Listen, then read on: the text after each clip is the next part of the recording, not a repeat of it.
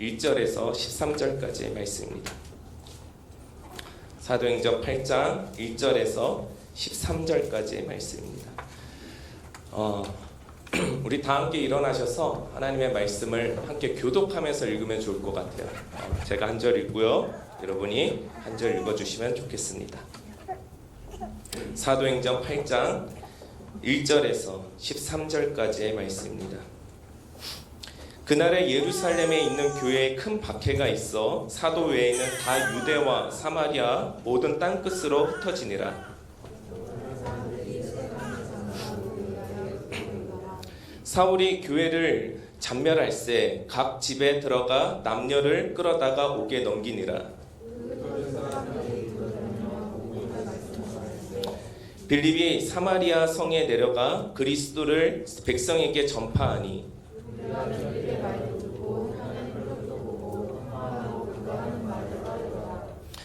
많은 사람에게 붙었던 더러운 귀신들이 크게 소리를 지르며 나가고 또 많은 중풍병자와 못 걷는 사람이 나으니 그 성에 시몬이라 하는 사람이 전부터 있어 마술을 행하며 사마리아 백성을 놀라게 하며 자칭 큰 자라 하니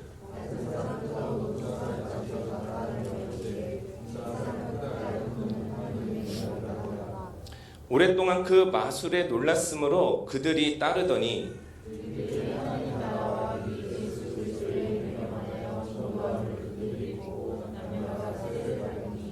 한 목소리 읽겠습니다. 시몬도 믿고 세례를 받은 후에 전심으로 빌립을 따라다니며 그 나타나는 표적과 큰 능력을 보고 놀라니라. 아멘. 네, 자리에 앉으시겠습니다.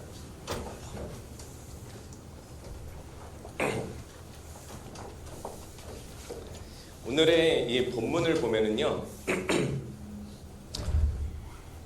오늘 본문을 보면은 이 시작점에 딱 보면은 어떤 장면이 나오면은요, 스데반 집사가 순교를 당한 뒤에 순교를 당하는 장면이 나오는 거죠. 8 첫 절에 이제 순교를 당하는 장면입니다. 스데반이 죽음을 당한 뒤에 그 죽음으로 예루살렘의 교회가 큰 박해가 다시 일어나는 거예요. 다시가 아니죠. 큰 박해가 일어나는 거예요. 그래서 사도들 외에 많은 이들이 예루살렘 밖으로 이제 흩어지는 장면들이 나오는 것입니다. 어디까지 흩어졌죠? 유대와 사마리아 땅끝까지 이제 흩어지는 장면이 나옵니다. 저는 스데반의 죽음으로 예루살렘의 교회가 박해를 받고 온 유대와 사마리아로 흩어짐을 보면서 사실 놀라운 점을 발견을 했습니다. 눈치를 채신 분들도 있으시겠지만은 이 말씀은 예수님께서 부활하며 승천하실 때에 제자들에게 마지막으로 하셨던 말씀하고 이게 연결이 되는 부분이 있는 거예요. 사도행전 1장 8절을 보면요, 이런 말씀이 나옵니다. 누가가 이게 예수님의 말씀을 적었는데요, 이렇게 말합니다. 오직 성령이 너희에게 임하시면 너희가 권능을 받고 예루살렘과 온 유대와 사마리아 땅끝까지 이르러 나의 증인이 되게 하리라. 스데반을 비롯해서 사도들과 예루살렘에 있는 교회의 사람들은 성령을 받은 사람들이었다라는 것이죠. 예수님께서 승천하시기 전에 제자들에게 하셨던 약속대로 그들은 박해를 받고 흩어지기 시작합니다. 어디까지 흩어졌어요? 유대와 사마리아 땅끝까지 흩어지기 시작합니다. 결과적으로는 성령을 받은 그들은 스데반의 죽음으로 인해서 예수님의 말씀처럼 많은 종교인들에게 박해를 받자 온 유대와 사마리아 땅끝까지 이제 흩어지는 장면이 막 나오고 있는 거예요. 예수 그리스도의 복음을 듣고 성령을 받은 사람들은 또다시 복음의 길로 가는 자들임을 우리가 볼 수 있습니다. 아마도 스데반의 죽음이 있었던 후에 종교 지도자들이 예루살렘의 교회에 찾아와서 그곳에 있는 사도와 예수를 믿는 자들을 박해하고 핍박했던 것 같아요. 흩어지게 된 계기는 무엇일까요? 두려움이었을 것 같아요. 박해를 받으니까 두려움을 갖고 흩어졌을 것 같습니다. 나도 혹시 스데반처럼 돌에 맞아서 죽지는 않을까? 이런 생각들이 들지 않았을까요? 얼마나 무서웠을까요? 스데반이, 여러분 상상을 해보십시오. 그냥 죽는 것도 무서울 수 있는데 돌에 맞아서 죽는 거는요, 아픔의 극한을 느끼면서 거기서 나오는 모든 피가 다 쏟아져야지만이 죽을 수 있는 거예요. 돌에 맞아 죽는다는 것은. 그것을 듣고 그것을 본 사람들이 다시 박해를 받자 두려움을 갖고 흩어지기 시작합니다. 나는 이것이 복음이라고 믿고 있는데 말귀를 못 알아듣는 수많은 종교인들이 죽이려고 달려드니까 그래서 다들 사방으로 이곳저곳으로 막 흩어지는 장면이 나오기 시작합니다. 성령을 받은 사람은 두려움이 없는 사람이 아닙니다. 성령을 받아도 두려울 수 있습니다. 성령을 받아도 여전히 두렵습니다. 무섭습니다. 죽음이 두렵지 않은 사람이 어디 있겠습니까? 고통이 아프지 않은 자가 어디 있겠습니까? 예수님도 십자가에 달리는 그 순간에 그 고통을 호소하는 장면들을 우리는 보게 됩니다. 하지만 죽음 이후의 삶에 대한 믿음이 성령을 받은 자들 가운데 있다라는 사실입니다. 그래서 그들은 흩어져도 예수 그리스도를 향한 복음을 놓지 않는 그런 장면이 나오고 있는 것입니다. 사도행전 8장 4절 오늘 본문의 말씀을 보면은요, 그 흩어진 사람들이 뭐라고 얘기를 하냐면요, 그 흩어진 사람들이 두루 다니며 복음의 말씀을 전할세라고 이야기합니다. 예수 믿는 사람들이 독하다라는 얘기가 뭐냐면요, 성령을 받으면 어떤 사람들은 고통도 없을 것 같고 막 찌르면 안 아플 것 같고 막 이런 상상을 하는데요, 성령을 받아도 아프고 고통스럽고 두렵지만은 그 두려움 가운데서도 예수의 복음을 놓지 않는 자들이었다라는 거예요. 두려워서 도망은 갔지만은 자신의 마음에 불타오르는 그 성령의 불을 뱉어내지 않고서는 견딜 수 없는 자들이었다라는 사실이죠. 근데 반대로요, 죄를 지어가지고 숨는 사람들은 어떨 것 같습니까? 일단 아무 말을 못해요. 왜 말을 못할까요? 자신의 죄가 들통날까봐. 하지만 복음을 받은 사람이 흩어지거나 억울한 일을 당해서 감옥에 갇힌다고 할지라도 자신 안에 불타오르는 그 성령의 복음을 뱉지 않고서는 견딜 수 없는 자들, 이런 자들이 성령을 받은 자들이라는 사실입니다. 북한에서 예수를 믿다가 걸리면은 3조개 그리고 이웃 8촌까지 죽임을 당하기도 하고 정치범 수용소에 갇히기도 합니다. 그래도 운 좋게 정치범 수용소에 갇히게 되면은요, 정말 그곳에는 보통 사람들이 버티기가 정말 힘든 곳이라고 이야기를 합니다. 그곳에 들어가면 일단은 첫날 아무 이유 없이 매를 두들겨 맞아야 되고요, 하루에 몇 시간을 재우지 않고 주체 사상에 대한 어떠한 그런 것들을 계속 암송하는 그런 시간들도 있고요. 그리고 정해진 노동을 자기가 하지 않으면은 또한 고문을 당하고 매질을 받기도 합니다. 그렇다고 우리처럼 삼시세끼를 다 주느냐? 그렇지도 못해요. 하루에 한 끼를 주더라도 소금 한 뭉치와 옥수수 몇 알이 전부입니다. 몸무게가 얼마나 빠지는지 해골들이 걸어다니는 수준이라고 이야기를 합니다. 그래서 도망치려고 하면은 붙잡혀서 사람들 모두 보는 그 앞에서 도망가면 어떻게 되는지를 보여주기 위해서 온갖 잔인한 방법으로 사람을 죽인다고 합니다. 그런데 여러분 그거 아십니까? 그런 정치범 수용소 안에서도 복음이 전해지고 있다는 사실이에요. 그 안에서도 예수를 영접하는 사람이 나온다라는 사실입니다. 정말 이게 놀라운 사실 아니겠습니까? 어떻게 이런 일들이 그곳에서 벌어질 수가 있는 것일까요? 정치범 수용소에서 운 좋게 빠져나왔던 사람들이 그 안에 예수를 믿는 사람들의 삶의 모습을 증언하는 모습들을 보면은 어떻게 저렇게 극한 상황에서도 복음을 전할 수 있지? 라는 의구심이 들지 않을 수 없습니다. 그리고 또 우리가 주목하고 봐야 할 말씀이 오늘 사도행전 7장 54절의 말씀입니다. 스데반의 설교를 들은 자들의 반응이 굉장히 심상치 않은 것을 볼 수가 있어요. 그들이 말합니다. 이렇게 말하는 거예요. 스데반의 설교를 다 듣고 나서 그 종교 지도자들과 종교인들이 말을 하는 거예요. 그들이 이 말을 듣고 어떻게 마음에 찔려 그를 향하여 이를 갈거늘. 스데반의 말씀을 들었던 사람들의 대부분이 좀 전에 이야기했던 것처럼 종교인들이었어요. 종교적으로 어떻게 충실했던 자들이었어요. 짜여져 있는 예배와 짜여져 있는 어떠한 하나님 앞에 드려지는 기도와 금식을 다 지키는 자들이었다라는 것이죠. 그런데 그들 마음에 복음이 찔림이 있었다라는 거예요. 그리고 그 복음이 받아들여지지 않았다라는 거예요. 이를 갈미 있었다라는 거예요. 제가 2017년 연말쯤에 여러분에게 하나님의 비합리적인 섭리라는, 용서와 하나님의 비합리적인 섭리라는 주제를 가지고 말씀을 전한 적이 있었습니다.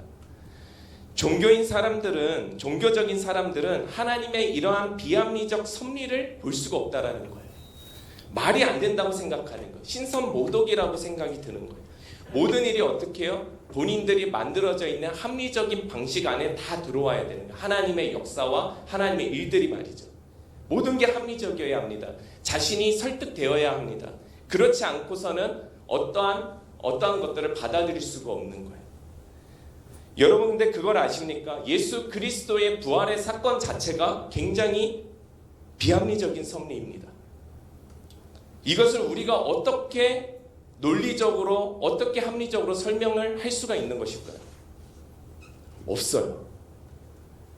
우리가 성령을 받으면 믿어지는 사건인 것이죠. 설명이 되지 않는 거예요. 죽는 거, 왜 죽느냐? 이 질문이 설명이 됩니까? 근데 심지어 죽었다 살아나셨다라는 것을 우리가 어떻게 설명을 할 수가 있겠습니까? 어떤 과학적 증거로 우리가 이야기를 할 수 있겠습니까? 절대로 우리가 어떻게든 설명이 되지 않는 부분이 있다라는 것이죠.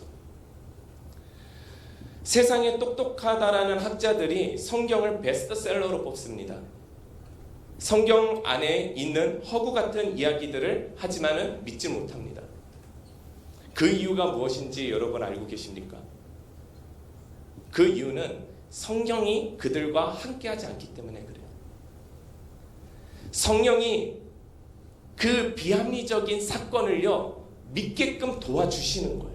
우리가 아무리 성경을 많이 읽고 내가 많이 안다고 해서 그 사람이 하나님의 일을 할 수 있는 건 아니에요. 성령께서 그 사람과 함께하지 않는다면은 그 사람이 알고 있는 그 지식이 하나님의 섭리로 이 땅 가운데 절대 나타날 수 없다라는 사실입니다.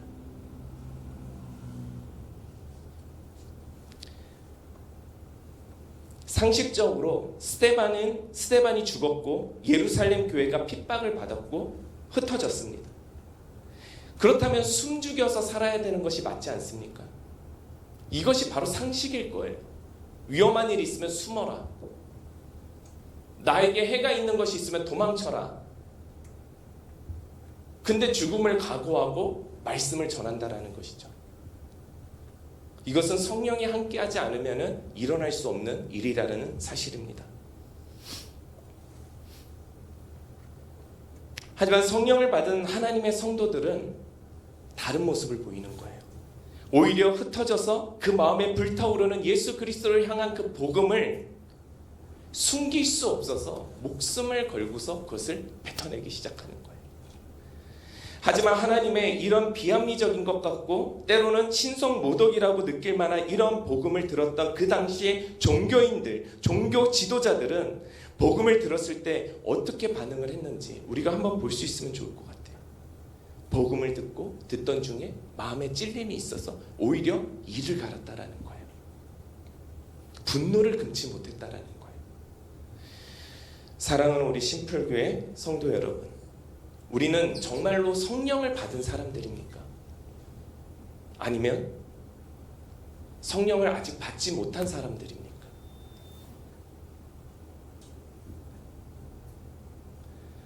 저는 적어도 여기 앉아 계시는 분들은 다 성령을 받은 분이라고 믿고 싶고 믿습니다.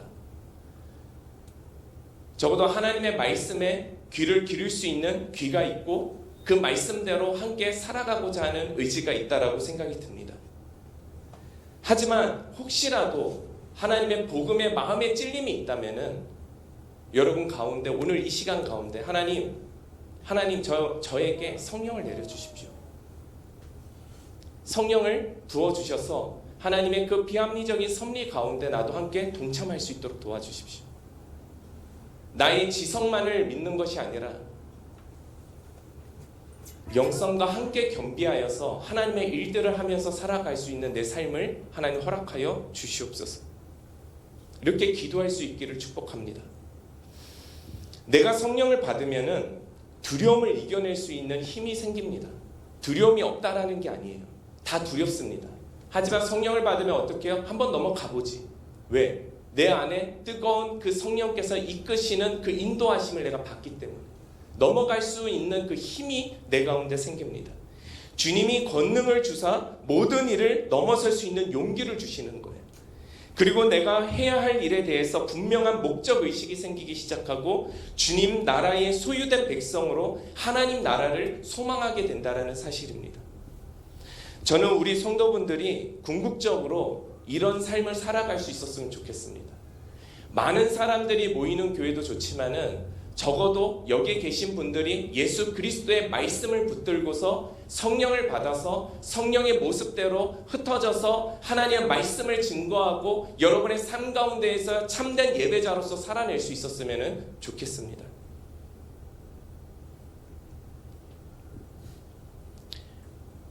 그러기 위해서 우리가 흩어지기 위해서, 잘 흩어지기 위해서는 함께 모이기에도 힘써야 합니다. 교회에 모이기를 우리가 교회에서 주어지는 몇 가지 안 되죠. 저희 교회는 몇 가지 안 됩니다. 그 몇 가지 안 되는 것에서부터 우리가 모이기에 힘쓸 수 있었으면 좋겠어요. 하지만 몇 가지 안 된다고 해서 몇 가지 안 되는 게 중요하지 않은 것이 아닙니다. 이것만큼은 꼭 해야 되는 것이기 때문에 우리가 살아가면서 해야 되는 것이기 때문에 우리가 하는 것입니다. 특히 공예배에 대한 참여나 여러 행사들에 적극적으로 참여하셔서 우선순위는 여러분의 신앙으로 정해야 되겠지만은 주 안에서 그 기쁨을 공동체 안에서 누릴 수 있었으면 좋겠어요. 기도하는 자리, 말씀 듣는 자리, 심지어 우리가 교회에서 하는 행사들을 통해서도 성령께서 함께 하시기를 원하며 그 안에서 성도 간의 교제를 통해서 함께 공동체를 이루고 기쁨을 이루고 성령을 이루는 그런 삶들을 우리가 살아갈 수 있었으면 좋겠습니다. 우리 삶에 어려운 일이 있던 없던 한 주를 살아갈 충만한 은혜를 교회 공동체를 통해서 여러분들이 공급받으면서 살아갈 수 있었으면 좋겠습니다. 그러고서 쫙 멋지게 흩어져서 사는 거예요. 그러고서 착 모여가지고 한 주 동안 나와 함께 하신 예수 그리스도에 대한 간증이 쏟아져 나오는 그런 공동체가 될 수 있었으면 좋겠습니다. 셀원들은 서로를 위해서 신방하십시오. 여러분 셀원들 중에서 여러분 주변에 오늘 또 못 나오신 분들이 계실 겁니다. 왜 못 나오는지 알아야 되는 거예요. 전화하시고. 신방은 목회자가 하는 게 아니라 성도 간의 가운데에서 신방이 이루어져야 되는 것이 더 성경적인 것입니다. 서로가 서로를 신방하고 서로가 서로에 대해서 관심을 갖고 서로가 서로를 위로하고 서로가 서로를 위해서 기도해주는 공동체, 그것이 진짜 멋진 공동체, 하나님의 공동체, 정말 하늘 소망을 꿈꾸는 공동체 아니겠습니까? 그리고 언제든지 여러분들이 힘이 드실 때는 저나 저희 교육자들에게 찾아오시고 전화하시고, 전화가 힘드실 때는 말도 하고 싶지 않을 정도로 힘들 때가 있잖아요. 우리 삶 가운데 카톡이라도 남기세요. 뭐 저희가 답변을 할지 안 할지는 모르겠지만은 적어도 보고 여러분들을 위해서 기도하지 않겠습니까? 이게 잘 안 돼요. 이게 잘 안 된다고 카톡을 보내세요. 이게 힘들어요. 힘들다고 말씀하세요. 기도하지 않겠습니까? 이게 서로의 관심이고 이 관심 너머의 기도가 우리 가운데 쌓여가게 될 줄 믿습니다. 여러분의 이야기를 들어드리고 항상 기도할 수 있는 사역자뿐만이 아니라 여러분 삶들이 다 되셨으면 좋겠습니다. 이곳에 아직 쌓여야 할 기도의 분량이 많습니다. 이 근처에 사시는 분들이 계시면 주중에 이렇게 좋은 예배당이 비어 있어요. 물론 요즘은 위에 4층에서도 한 번씩 내려와서 아이들이 요즘 계속 지난주 서부터 이 돌아오는 다음 주까지 이제 아이들이 초등학교 아이들이 예배당에서 이제 다 밀고요. 뮤지컬 공연을 하기 위해서 여기서 막 연습도 해요. 그리고 주중에는 또 학교 애들도 있을 거예요. 그럼 오셔서 한번 애들 격려도 해주시고 밥도 한번 사주시고 애들 뭐 수고한다라고 말도 한마디 해주시고 이 자리에 앉으셔서 교회와 그리고 자신의 또 삶을 위해서 기도할 수 있는 그런 삶들을 우리가 산다면 얼마나 멋질까요? 이 모든 일들 가운데에 중요한 것은 성령께서 우리와 함께 하신다는 거예요. 성령께서 우리와 함께 하시기를 기도하는 마음으로 우리가 모이고 그리고 우리가 잘 흩어져야 된다는 사실입니다. 물론 우리가 오늘 받은 한 번의 은혜로서 평생을 살아갈 수 있으면 얼마나 좋을까요? 사람이 매일 구원을 간구하면서 살아갈 수밖에 없는 이유는 우리의 삶 가운데 완성되지 않은 이 삶 가운데 지금 또 미혹하는 수많은 유혹들이 우리를 집어삼키기 위해서 입을 벌리고 있습니다. 우리가 하나님 앞에 한 번 회개하고 용서받으면 끝나면 좋을 문제인 것을 우리가 매일 밤마다 회개를 드리는 이유와 같지 않겠습니까? 우리는 오늘 나에게 족한 은혜를 매 삶 가운데 구해야 될 줄 믿습니다. 그 은혜 가운데에 여러분을 초청합니다. 여러분들 그런 삶들 다 사시기를 주님의 이름으로 축복합니다. 사랑하는 우리 심플교회 성도 여러분, 성령이 임하고 권능을 받고 예수의 증인이 된다라는 이 약속은 사실 우리가 그냥 마음 먹는다고 될 수 있는 문제는 아닙니다. 내가 노력한다고 해서 성령을 받을 수 있으면은 모두가 다 되겠죠. 그렇지 않습니다. 권능이 임하는 것, 성령을 받고 권능이 임하는 것, 그 쉬운 것은 아닙니다. 우리가 할 수 있는 영역은 아닙니다. 이것은 우리가 하나님 앞에 기도하고 하나님 앞에 마음을 드리고 우리가 가지고 있는 가치나 우리가 가지고 있는 어떤 생각들에 완전 무장이 아니라 해제를 하고서 하나님 앞에 겸손히 나아가게 될 때에 그제서야 희미한 하나님의 음성이 들리고 그 음성 가운데 우리가 다시 믿음으로 믿음에 이르게 한다라는 그 바울의 말씀처럼 우리가 하나님 앞에 더 큰 은혜로 반응하게 되고 예수 그리스도는 더 우리에게 더 부어주시려고 하시고 그러면서 우리가 성숙하게 더욱더 하나님 앞에 성화되어 가는 삶을 살아가게 되는 것 아니겠습니까? 우리는 이런 믿음과 신앙을 드려야 할 것 같습니다. 하나님, 제가 하나님의 백성입니다. 하나님의 아들이며 하나님의 딸입니다. 제게 성령을 임하여 주시옵소서. 내가 삶을 살아가는 데 있어서 내 우선순위의 그 모든 주인은 바로 주권은 하나님이시며 예수 그리스도이십니다. 이런 고백을 드려야 합니다.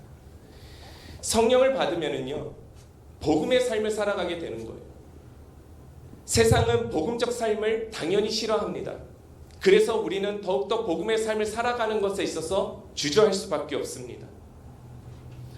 세상이 그렇다고 지금처럼 스데반이 죽었던 것처럼 여러분과 제가 살아가는 세상이 돌을 던져서 여러분이 복음으로 살아간다고 던지지는 않을 겁니다. 안심하셔도 괜찮을 것 같습니다. 하지만 복음으로 살아가려고 할 때마다 또 다른 모습의 핍박들이 분명히 여러분 가운데 있을 것입니다. 하지만 그 핍박을 넘어서는 그리스도의 승리하심과 이기심의 은혜가 예수 그리스도와 함께 살아가고 성령을 받은 자들 가운데에는 함께 있다는 사실을 믿으시기 바랍니다. 그리고 권능이 임하면은 하나님의 놀라운 섭리로 우리는 힘을 얻게 되는데 그 힘을 갖고 세상 곳곳에 가서 예수를 믿지 않는 자들을 제자로 삼는 그 삶을 살아가게 된다는 사실입니다. 또한 증인이 되면은 어디서 누구를 만나든지 오직 예수의 복음과 예수의 삶을 먼저 살고 그들에게 전하는 삶을 살아가게 될 것입니다. 사랑하는 성도 여러분, 하나님은 일부러 자신의 성도들을 박해 가운데 두시는 분은 아니십니다.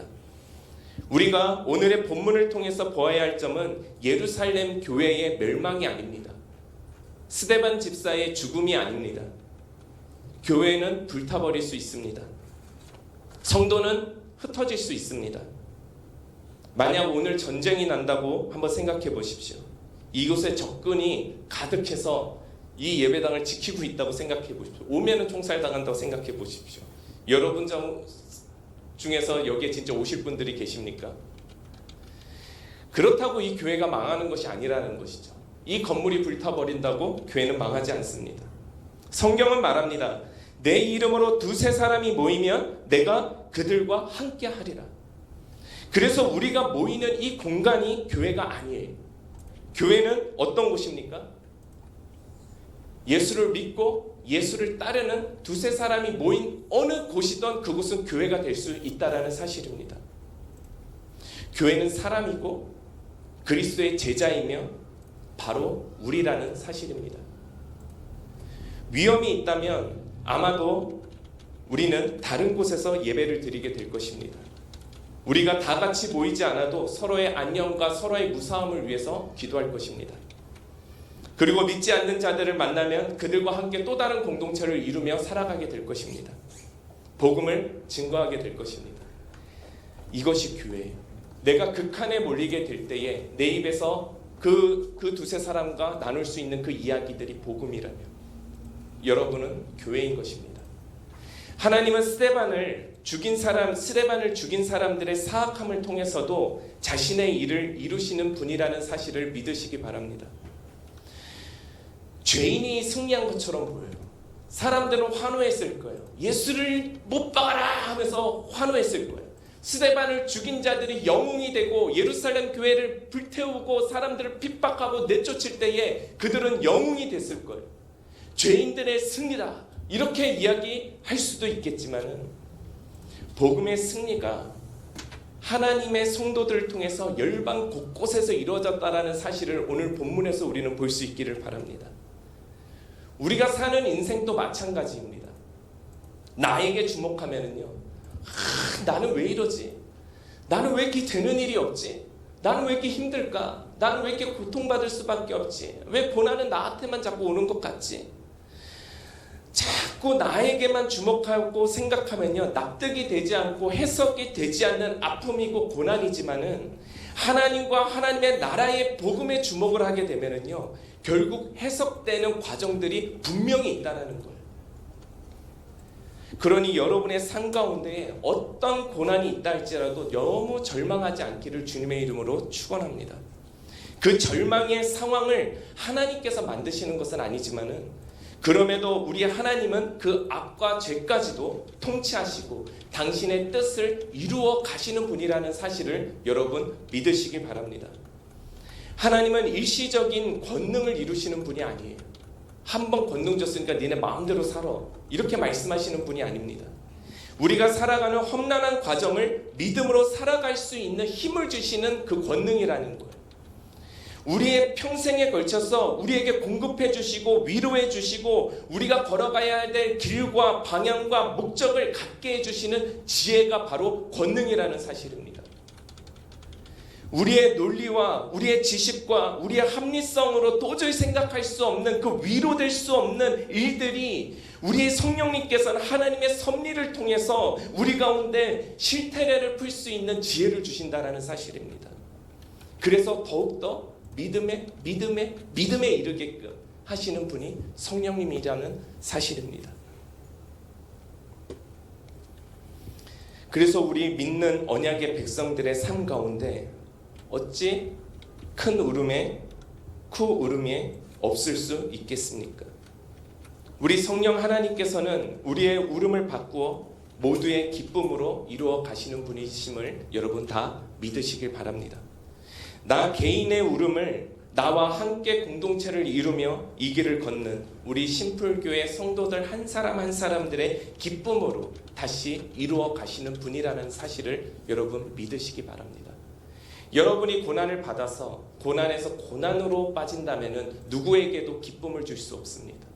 여러분이 고난을 받았다 할지라도 그 고난을 성령과 함께 권능으로 이겨내는 매 삶을 통해서 그것이 공동체의 힘이 되고 또다시 기쁨이 되고 누군가에게는 그것이 믿음이 되어서 또다시 살아갈 수 있는 이유가 된다는 사실을 믿으시길 바랍니다.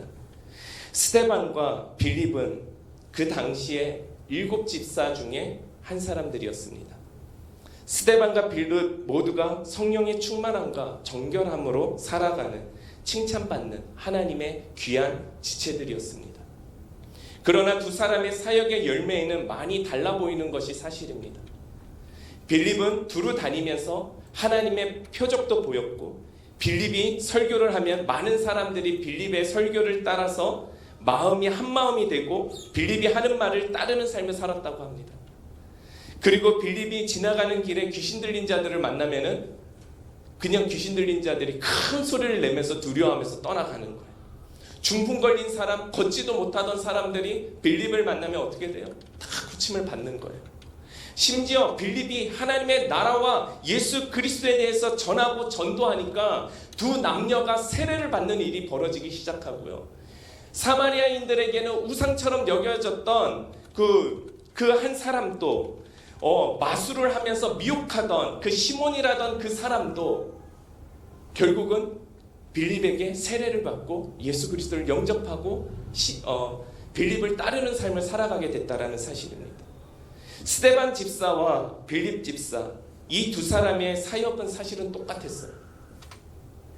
둘 다 성령으로 충만한 사람이었습니다. 그러나 스데반은 군중의 분노로 인해서 죽게 되고 빌립은 하나님의 말씀을 통해 표적과 기사가 나타나며 많은 사람들이 따르는 그런 충만한 삶을 살아가게 됩니다. 사실 목사로서 항상 이 두 부분을 생각할 때 마음이 참 어렵습니다. 마음이 너무 힘들어요. 항상 아픕니다. 어떤 분들은 수적으로 많은 교인들을 이루며 좋은 목사라고 말을 하고, 어떤 분은 소수의 몇 사람을 훈련해서 때로는 중국으로 북한으로 가서 순교하기도 합니다. 아무도 알아주지도 않아요. 근데 그런 현실을 살아갑니다. 누가 더 낫고 누가 더 못하는 삶이 아닙니다. 그렇지만 우리는 모두가 빌립의 삶에만 초점을 맞추고 있는 것이 참 마음이 어려울 때가 많습니다. 여러분도 모두가 빌립이 되고 싶겠죠. 저도 마찬가지입니다. 분명 우리 가운데에 그렇지만 스데반 같은 사람도 있을 거라는 사실입니다. 우리는 서로 같은 공동체를 섬기지만은 서로가 살아가는 삶이 다르고 만나는 사람들이 다르고 다니는 직장이 다릅니다. 그리고 여러분이 이루어 살아가는 가족도 다 다른 것이죠. 스데반과 빌립은 말씀을 전한 대상이 서로가 달랐다라는 거예요. 스데반 같은 경우는 종교적 의로 가득한 사람들과 마주쳤어요. 반면 빌립은 오랫동안 배척의 아픔이 있고 그리고 소외된 사마리아인들과 함께했다라는 사실입니다. 그렇습니다. 복음의 특징은요, 교만하고 부요하고 그래서 논리와 종교성으로 가득 찬 사람에게는 분노와 시기를 일으킬 수밖에 없습니다. 그렇지만 그 반대로 내가 가난하고 내가 죄인이라고 생각해도 겸손하고 아프고 가난하고 소외된 그 사마리아인들 같은 사람들에게는 이 복음은 완전히 정말 사막의 오아시스요, 진짜 굿뉴스가 된다는 사실입니다. 기쁨과 위로를 가져다 주는 거예요. 사실 도심 목회가 시골 목회보다 어려운 이유가 그거예요. 지난번에도 제가 이찬수 목사님 설교를 이렇게 들으면서 이게 하셨던 말씀이에요. 저는 이찬수 목사님 세대만 해도 부러운데 이찬수 목사님 그 전 세대를 또 부러워하시더라고요. 자기가 50년 전에만 목회를 시작했어도 요즘은 성도들이 논리적으로 설명을 하지 않으면은 믿질 않는다라는. 근데 50년 전만 해도 아주 특별한 일 아니면은 목사님이 어떤 이야기를 해주면 다 믿어요. 다 나올 그럴 때가 있었어요. 그런데 요즘은 모두가 마저도 한마디만 틀리면은 막 진짜 막 잡아먹듯이 그런 시대를 살아가고 있다라는 것이죠. 모든 것이 과학적으로 증명돼야 되고, 모든 것이 논리에 맞아야 되고, 모든 것이 내 마음에 합당해야 되고, 자기 것을 포기하지 못하는 이 시대 가운데서 우리는 살아가고 있습니다. 그 가운데서 우리가 진짜로 싸워야 되는 것은 뭡니까? 지금 무당들이 섬기는 그 귀신들은 이미 우리에게 힘을 줄 수 없어요. 우리는 그것들을 안 믿기 시작하는 시대에 됐어요. 진짜 우리가 이 시대에 깨어서 우리가 살아가야 되는 것은 그건 것 같아요. 때로는 내 논리를 버리고 합리성을 버리고 하나님의 비합리적인 그 섭리를 바라보고 한번 살아갈 수 있는 그 삶을 살아갈 수 있는 용기가 우리 가운데 필요한 것 같아요. 맹목적으로 믿으라는 것은 아니에요. 맹신하라는 것은 아닙니다. 맹신과 다른 거예요. 적어도 우리가 교인으로서 크리스찬으로서 성령이 하시는 일을 경험하지 못하고 성령이 하시는 일을 우리가 믿지 못한다면은 굉장히 아쉬운 것이죠. 아쉬운 정도가 아니죠. 어려운 것이죠. 교회를 교회라고 이야기하기가 어려운 시대 가운데 살아가고 있어. 몇천 명, 몇몇 명 안 부러워요. 저는 제일 부러운 게요. 단 몇십 명이 되더라도요. 모두가 한 공동체가 공동체성을 이루고 모두가 함께 한 하나님을 섬기고 성령을 받아서 흩어져 각자의 자리에서 그리스도인으로 하나님의 백성으로 살아가는 그런 교회가 되어야 될 줄 믿습니다. 그것이 우리의 심플 교회가 되어야 될 줄 저는 믿습니다. 빌립이 말씀을 전했던 사람들은 스데반이 전했던 자들과 동일한 죄인들이었습니다. 하지만 그들 마음에는 분노와 이를 감을 대신에 하나님의 의와 위로와 하나님을 사모하는 마음이 한량없이 은혜로 흘러들어갔다라는 거예요.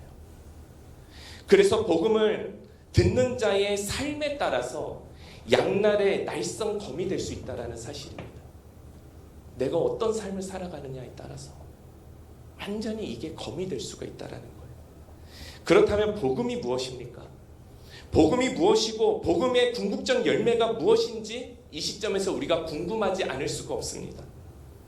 성경에서 말하는 복음은요, 아주 심플합니다. 주님을 보는 거예요. 성경은 말합니다. 보라, 하늘이 열리고 인자가 하나님 우편에 서신 것을 어떻게 해요? 보라 라고 말하고 있어요. 복 중에 복은 주님을 직접 보는 복일 거예요. 스데반은 복된 자였습니다. 스데반이 순교하기 직전에 이렇게 외칩니다. 7장 60절의 말씀을 보면 이렇게 말합니다. 이 죄를 그들에게 돌리지 마옵소서. 죽는 그 순간까지도 스데반은 저들이 용서를 받아서 하나님을 보고 하나님의 사람들이 되기를 기도하는 마음으로 죽었다라는 거예요. 성령이 임하고 권능을 받은 사람이 이렇게 무섭다라는 겁니다. 이런 스데반을 누가는 60절 마지막 부분에 뭐라고 이야기를 하냐면요, 이렇게 표현합니다. 스데반이 죽었다 이렇게 표현하지 않고요, 뭐라고 표현하죠? 스데반이 잔다라고 표현을 하는 거.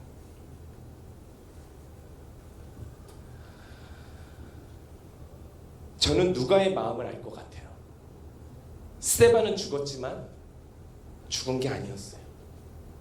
예수 그리스도의 심판의 날에 분명히 잠든 그 스데반이 깨어날 거예요.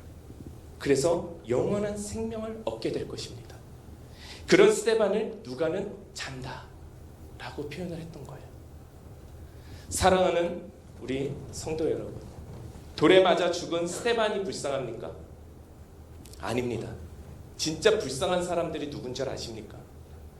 스데반을 향해서 정치적으로 논리적으로 자신들의만의 정당성으로 사람을 죽인 그들이 만약 세상에서 가장 편안한 죽음을 맞이한다면 그 사람들이 진짜 불쌍한 거예요. 가장 불쌍한 인생을 살아간 거예요. 한 사람은 자는 것이고 그들은 파멸에 이르는 부끄러움으로 하나님께 나아가니 당연히 그들이 더 불쌍한 것이 맞을 겁니다. 한 무리는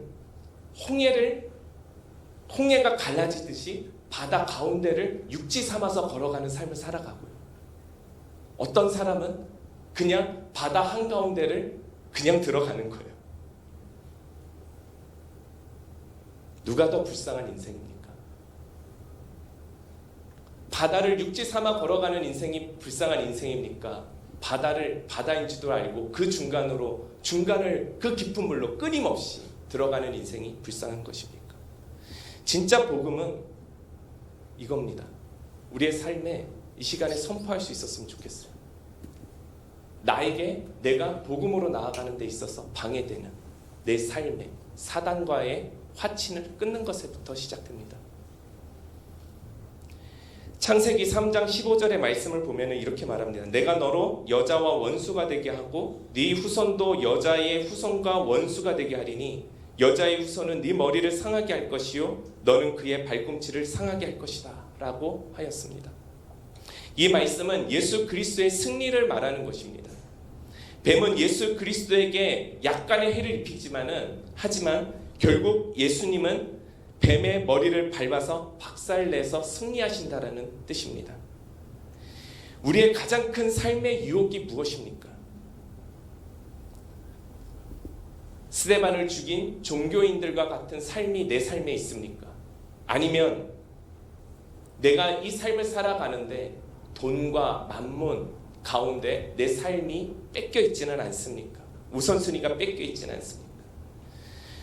돈을 싫어하는 사람은 없을 것입니다. 하지만 돈에만 지나친 관심을 갖는 것은 문제일 것입니다. 그건 불행한 인생일 것입니다. 아니면은 하나님이 주신 내 자녀에 대한 지나친 집착이 내 가운데 있지는 않습니까? 사랑하는 심플교회 성도 여러분, 오늘 이 시간 사단과의 화친을 끊으시기를 주님의 이름으로 축원합니다. 누가복음 12장 27절에서 31절의 말씀을 우리가 함께 볼 수 있으면 좋겠습니다. 제가 읽어드리겠습니다. 백합화를 생각하여 보라. 실로 만들지도 않고 짜지도 아니하였느니라. 그러나 내가 너희에게 말하노니 솔로몬의 모든 영광으로도 입은 것이 이 꽃 하나만큼 훌륭하지 못하느니라. 오늘 있다가 내일 아궁에 던져지는 들풀도 하나님이 이렇게 입히시거늘 하물며 너희일까 보냐. 믿음이 작은 자들아, 너희는 무엇을 먹을까 무엇을 입을까 무엇을 마실까 구하지 말며 근심하지도 말라.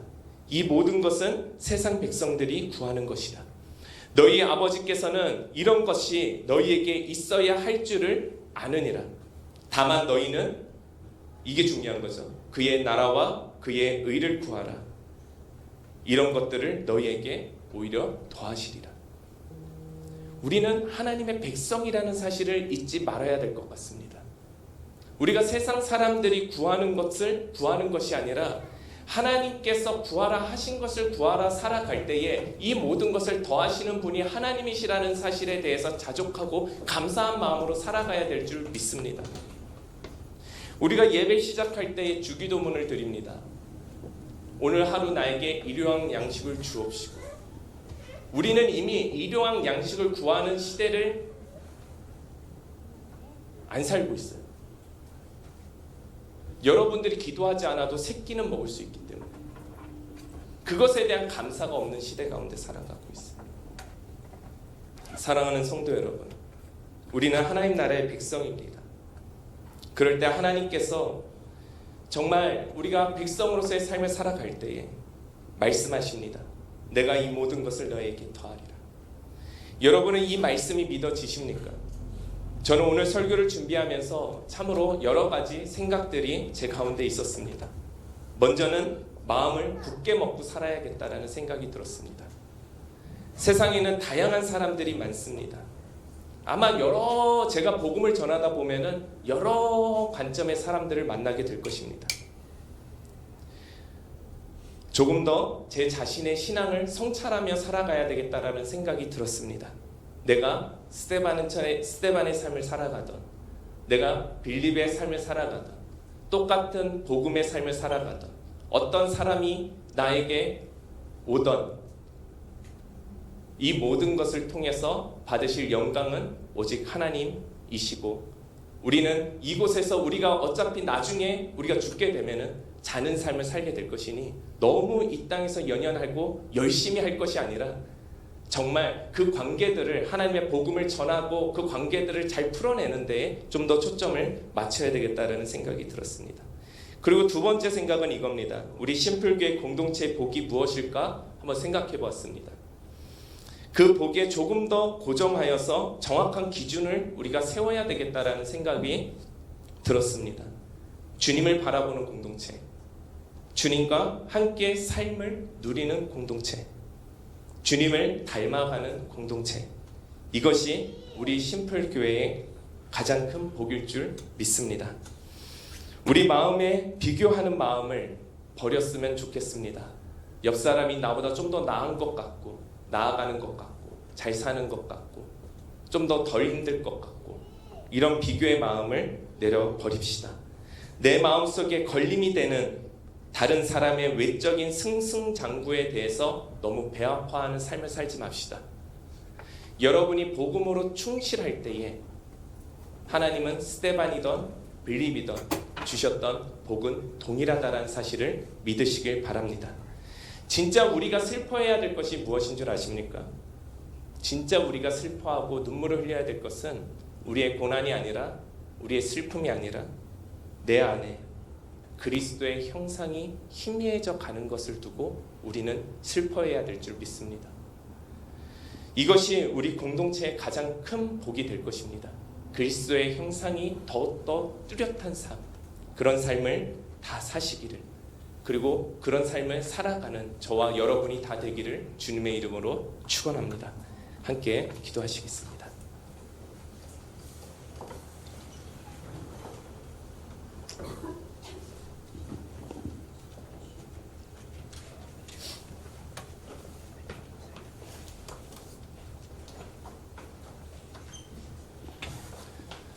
우리 시간에 함께 이렇게 기도했으면 좋겠습니다. 우리의 삶에는 참 다양한 어려움들이 있습니다. 우리가 성령을 받고 권능을 입어서 우리가 흩어지는 삶을 살아가게 될 때 우리는 복음을 또다시 전하는 삶을 살아가게 되고, 뿐만 아니라 여러분 직장 가운데에서 꼭 내가 뭐 예수를 믿으세요 하는 것이 꼭 다 복음은 아니잖아요. 내 삶으로서 그리스도의 삶을 나타내는 것도 굉장히 중요한 삶입니다. 그럴 때 다가오는 다양한 핍박이 있고 고난이 있습니다. 하지만 오늘 이 말씀을 통해서 하나님께서 여러분을 위로해 주시기를 원합니다. 스데반의 삶과 빌립의 삶 모두가 하나님에게는 귀하다라는 사실입니다. 우리가 진짜 슬퍼해야 될 것은 그런 고난과 핍박이 아닙니다. 진짜 우리가 슬퍼해야 되는 것은 복음으로 살아가지 못하는 내 안에 그리스도가 희미해지는 그 삶일 줄 압니다. 하나님 앞에 우리 이렇게 기도했으면 좋겠습니다. 하나님, 성령을 내게 내려주시옵소서. 초대교회 성도들에게 내리셨던 그 성령이 아버지 오늘 이 시간에 우리 심플교회 성도들 한 사람 한 사람 가운데 임하기를 원합니다. 권능을 얻고 그 힘으로 하나님, 내가 다시 이 세상에 나아갈 때 살아갈 수 있는 힘을 주시옵소서. 하나님, 저는 스데반의 삶을 살아가고 있습니다. 하나님, 저는 빌립의 삶을 살아가고 있습니다. 그것에 안주하는 것이 아니라 내 안에 그리스도가 희미해지지 않는지 한번 점검해 볼 수 있었으면 좋겠습니다. 하나님, 나와 함께하여 주십시오. 하나님, 그런 삶을 내가 살아갈 수 있도록 도와주십시오. 우리 한 목소리로 하나님 앞에 기도하며 나아가도록 하겠습니다. 기도하십시다. 사랑의 주님, 하나님 감사합니다.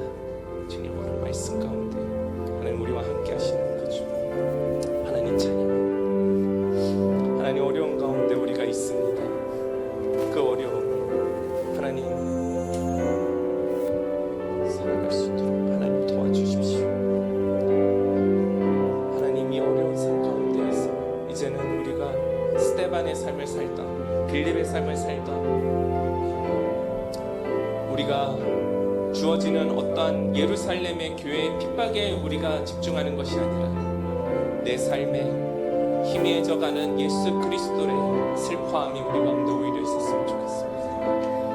하나님, 복음 전하는 삶 살아갈 수 있게 도와주시고 하나님의 백성답게 살아갈 수 있는 삶 우리가 모두가 다 살 수 있도록 하나님 역사하시고 붙들어 주십시오.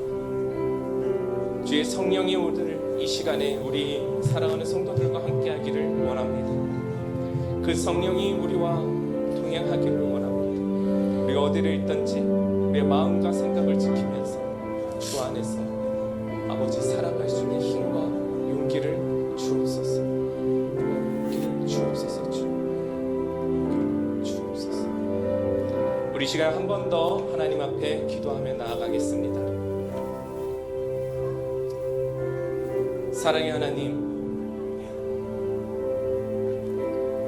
우리는 하나님께 소유된 백성임을 이 시간에 고백합니다. 이제는 사단과의 화친을 끊고 온전히 주님의 복음 가운데로 들어가기를 원합니다. 말씀 가운데 들어가기를 원합니다. 기도하는 삶 가운데 들어가기를 원합니다. 그 안에서의 성령의 충만함을 우리 공동체와 함께 누리기를 원합니다. 내 이웃들과 누리기를 원합니다. 하나님, 내가 그런 삶을 살아갈 수 있도록 하나님 이 시간에 나를 도와주시옵소서. 하나님, 나를 도와주시옵소서. 함께 기도하며 나아가겠습니다. 기도하십시다. 사랑해 주님 감사합니다. 우리의 삶이 어떤 이유가 있다 할지라도 하나님, 우리는 주님께 속한 백성임을 늘 기억하며 살아갈 수 있도록 도와주시옵소서. 내 삶의 주인이고 내 삶의 주인은 하나님이시라는 사실을 우리가 믿고 살아갈 수 있도록 하나님 도와주시옵소서. 하나님, 우리 사랑하는 심플교회 성도들의 한 사람 한 사람이 삶 가운데 관여하여 주시고, 그래서 아버지, 우리의 모든 삶들이 복음을 향해 있게 도와주시고 말씀에 향해 있게 도와주시고 기도하는 삶을 살아갈 수 있도록 하나님 도와주시옵소서. 우리 공동체의 정체성이 세워지기를 원합니다. 기도하는 삶, 말씀으로 살아가는 삶이 우리 공동체에 주신 가장 큰 복임을 기억하고 아버지 것을 노력하고 힘써 살아낼 수 있는 우리의 삶이 될 수 있도록 도와주시옵소서. 하나님 감사합니다. 사랑해 주님 감사합니다. 그런 삶 다 살 수 있도록 하나님 도와주십시오. 말씀 가운데 거하는 삶, 기도 가운데 거하는 삶, 우리의 연약함을 붙들고 있는 사탄과의 그 화친을 끊는 삶, 오직 예수 그리스도로 나아가는 삶 살 수 있도록 도와주십시오. 이 세상에 수많은 방법과 방향을 제시하지만 오직 예수의 길을 걸어가는 삶으로 우리는 돌파구를 찾기를 원합니다. 그곳 가운데 진리요 길이요 생명이 있을 줄 믿습니다. 그런 삶 우리 모두가 다 살아갈 수 있도록 하나님 도와주시옵소서. 예수 그리스도의 이름으로 감사하며 기도드리옵나이다. 아멘. 우리 다 같이 일어나셔서 함께 찬양 부르도록 하겠습니다. 이 땅 위에 하나님의 교회, 함께 찬양합시다.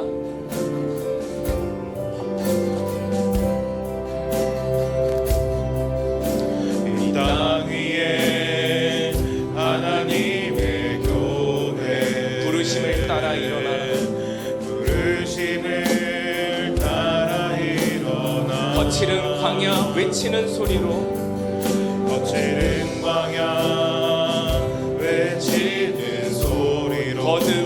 거듭 피어나라. 한 번 더 고백합시다. 이 땅 위에 하나님의 교회, 이 땅 위에 하나님의 교회, 부르심을 따라 일어나 거칠은 광야 외치는 소리로 거듭 피어나라. 성령이여 이 세대를 향해 주의 진리를 선포케 하소서. 아멘. 이 세대를 향해 주의 진리를 선포케 하소서. 십자가에서 죽으신 그 사랑, 십자가에서 죽으신 그 사랑 우리 사랑되게 하소서. 우리 사랑되게. 성령이여 이 세대를 향해 한 번 더 부릅시다. 성령이여 이 세대를 향해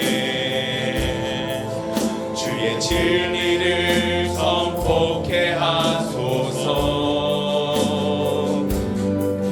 십자가에서 죽으신 그 사랑 우리 사랑 되게 하소서. 선포합시다. 닫힌 문들아 열릴지어다. 닫힌 문들아 열릴지어다. 한 번 더 선포합시다. 모든 세대여 일어나라. 모든 세대여 일어나라. 주 예수께 무릎 꿇고